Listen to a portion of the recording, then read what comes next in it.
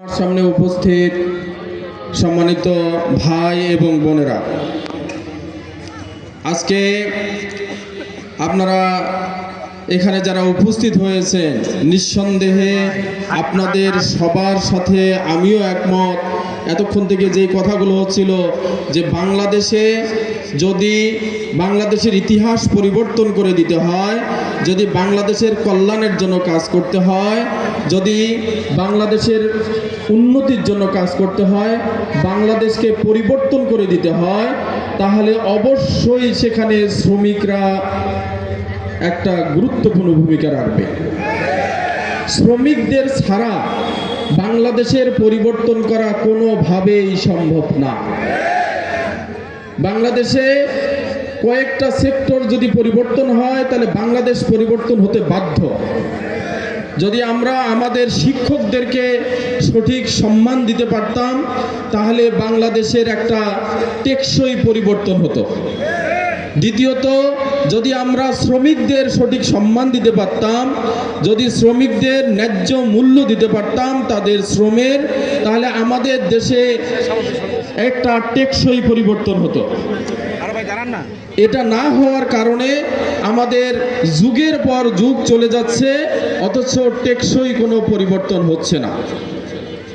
আমাদের পেটে যদি আগুন জ্বলে, যদি খাবার না থাকে, তাহলে নীতি কথা বলে খুব বেশি কার্যকর হয় না। আমাদের অবস্থাটা ঠিক এরকম হয়ে গেছে। আমরা নীতি কথা অনেক বলি, কিন্তু দুর্ভাগ্যবশত আমরা শ্রমিকদের ন্যায্য অধিকার আদায়ের জন্য যেভাবে কাজ করা দরকার সেভাবে কাজ করি না। এটা আমাদের জন্য দুর্ভাগ্য, এটা আমাদের জন্য একটা লজ্জাস্কর বিষয়। আমরা চাই আগামী দিনে আমাদের শ্রমিকদের যে ন্যায্য অধিকার, এই অধিকার আদায়ের জন্য আমরা সর্বোচ্চ সংগ্রাম করব ইনশাআল্লাহ। আমরা যেহেতু ইসলামী সংগঠন করি, আপনারা জানেন যে আল্লাহ রাসূল সাল্লাল্লাহু আলাইহি ওয়াসাল্লাম বলেছেন, যে সময় তোমার বাড়িতে কোনো ব্যক্তি কাজ করে, মানে মজুরি দেয়, যখন কোনো শ্রমিক কাজ করে, সেই শ্রমিকের যে মজুরি এটা তুমি তখন দিবা যখন তার ঘাম শুকায় নাই। ঘাম শুকানোর আগেই তুমি মজুরি তুমি পরিশোধ করে দিবা। এটা যদি এই নীতিটা, অনেক কিছুর দরকার নাই, শুধু এই জিনিসটা যদি, এই কথাটা যদি আমরা আমল করতে পারতাম, এই কথা অনুযায়ী যদি আমরা চলতে পারতাম, তাহলে আমাদের দেশের যারা মজুর, আমাদের দেশের যারা শ্রমিক, কোনো অবস্থায় তাদের আর কোনো সমস্যা থাকতো না। কিন্তু আমি আগেই বলেছি, আমরা নীতিকতায় যত বিশ্বাসী, কাজে তত অবিশ্বাসী।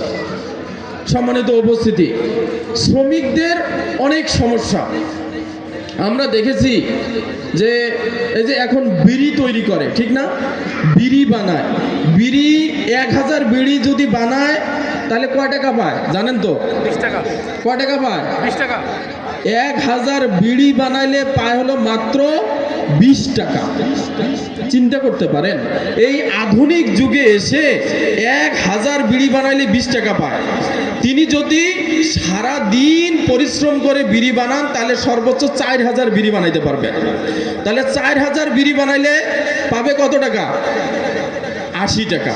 এই 80 টাকা দিয়ে উনি ওনার সংসার চালাবেন, ওনার ছেলে মেয়ের লেখাপড়ার খরচ জোগাবেন, যদি অসুস্থ হয় চিকিৎসা করবেন, নাকি উনি ওনার কাপড় চোপড় কিনবেন? আসলে করবেনটা কি?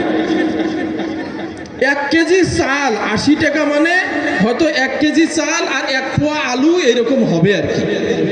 তো উনি তো সারাদিন খাবারটাই জোগাড় করতে পারতেছেন না। ওনার আসলে এই আয় উন্নতি, ওনার দেশ নিয়ে চিন্তা কি করার আছে, আর ওনার জাতি নিয়ে চিন্তা করার সময় কই? কিছুই তো করতে পারতেছেন না। আমাদের অন্যান্য মজুরদের একই অবস্থা। এখন আসে আমরা চাকরিজীবীদের, যারা মোটামুটি চাকরি করে আর কি, মজুরি করে বা শ্রমিক, এরকম যারা কাজ করে, শ্রমিকের কাজ করে, তাদের অবস্থাটা কি? আপনারা দেখবেন তারা যেই বেতনটা পায়, এই বেতন দিয়ে আসলে স্বাভাবিকভাবে একটা সংসার যেভাবে চলে, এই টাকা দিয়ে তাদের সংসার চালানো সম্ভব না। তা সংসার চালানো সম্ভব না হলে কি হবে? সংসার তো চালাইতে হবে। তাহলে স্বাভাবিকভাবে দুর্নীতি করার জন্য একটা অলিখিত লাইসেন্স সরকার তার হাতে ধরাই দেয়, ঠিক না? মনে করেন কেউ 10,000 টাকা বেতনে চাকরি করে, কিন্তু তার প্রয়োজন হলো 15,000 টাকা ধরে নেই, তাহলে বাকি 5,000 টাকা কোথায় পাবে? বাকি 5,000 টাকা জোগাড় করার জন্য অবশ্যই বাম হাত ইউজ করতে হবে, ঠিক না? বাম হাত ব্যবহার করতে হবে না? এই বাম হাত ব্যবহার করা এটা শিখাচ্ছে কে? শিখাচ্ছে হলো সরাসরি সরকার, রাষ্ট্র। সরকার বলতে রাষ্ট্রই সরাসরি শিখাচ্ছে। কেন? ওনাকে যদি স্বাবলম্বী করে দেওয়া যায়, ওনার সংসার চালানোর মতো যদি একটা অবস্থা করে দেওয়া যায়, তো তাহলে তো উনি ওই দুর্নীতিতে যাইতো না। আমরা চাই আগামী দিনে যেই শ্রমের মর্যাদা 10 ভাগের মালিক হবে শ্রমিকরা, বলি আলহামদুলিল্লাহ। শতকরা 10 ভাগ মালিকানা থাকবে শ্রমিকদের।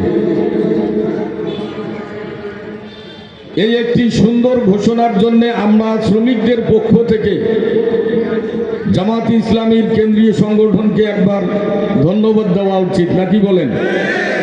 এই কর্মসূচি, এই নীতিমালা বাংলাদেশের অন্য কোন রাজনৈতিক দল ঘোষণা করে নাই, করার ক্ষমতাও রাখে না। সম্মানিত ভাইরা আমার, আরেকটি কথা বলতে চাই, যেটি আমার সদর উপজেলা আমির বলেছেন, হুমকি এবং ধামকি। আমরা যেহেতু আজকে এই শহরে এই প্রোগ্রামটা করছি, শহরবাসীর উদ্দেশ্যে, ব্যবসায়ীদের উদ্দেশ্যে আমরা বলতে চাই, 35 বছর পর জামাত ইসলামী এখানে নির্বাচন করছে। যেহেতু জামাত ইসলামী নির্বাচনে নেমেছে, যেহেতু জামাত ইসলামী ভোট চাচ্ছে, যেহেতু জামাত ইসলামী আগামী দিনের পার্লামেন্টে এই আসন থেকে একজন এমপিকে পাঠাতে চায়, সেহেতু এই শহরের, এই সদরের প্রত্যেকটা মানুষের নিরাপত্তার দায় দায়িত্ব জামাত ইসলামী, ঠিক কিনা? আমরা এই শহরবাসীকে, এই শহরের ব্যবসায়ীদেরকে আমরা এতটুকু আশ্বস্ত করতে চাই, আগামী দিনে জামাত ইসলামী সরকারি দলে থাকুক আর বিরোধী দলে থাকুক, এই শহরে আর 1 টাকার চাঁদাবাজি হতে দেবে না জামাত ইসলামী।